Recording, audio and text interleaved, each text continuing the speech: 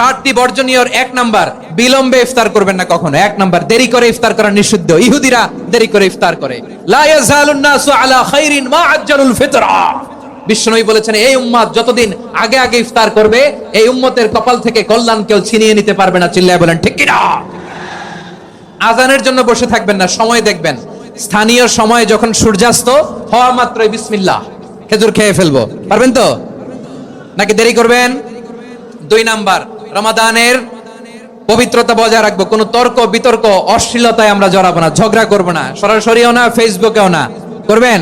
কেউ গালি দিলে বলবেন ইন্নী ইমরুউন সাইম, আমি রোজাদার। আল্লাহর হাবিব শিখিয়েছেন, কেউ যদি তোমার গালি দেয়, কটু কথা বলে, অশ্লীল কথা বলে, রমজানে তুমিও বলতে পারবে না। তুমি বলতে পারবা ইন্নী ইমরুউন সাইম, আমি রোজাদার। আজকে থেকে নিয়ত করেন, রমজানে কেউ গালি দিলে আপনি একটা গালি দিবেন নাকি? কি বলবেন? রোজাদার, রমজানের পবিত্রতা আমি ভঙ্গ করতে পারবো না। অশ্লীল নাটক সিনেমা আমরা দেখবো না। ব্যাড হ্যাবিট থাকলে রমাদানে এটা ছাড়ার মহা সুযোগ। স্মোকিং এর অভ্যাস আছে অনেকের, ঠিক কিনা? চাঁপাইনবাবগঞ্জে আপনারা স্মোকিং করেন? আলাম ইয়াদা কাওলা যুরি ওয়াল আমালা বিহি ফালাইসা লিল্লাহি হাজাতুন ফি আইয়াদা তাআমাহু ওয়া শারাবা। যে রমজানে মিথ্যা কথা, মিথ্যা কাজ, মিথ্যা সাক্ষী ছাড়তে পারে নাই, তার না খেয়ে থাকা, উপবাস থাকা দিয়ে আল্লাহর কিছু যায় আসে না।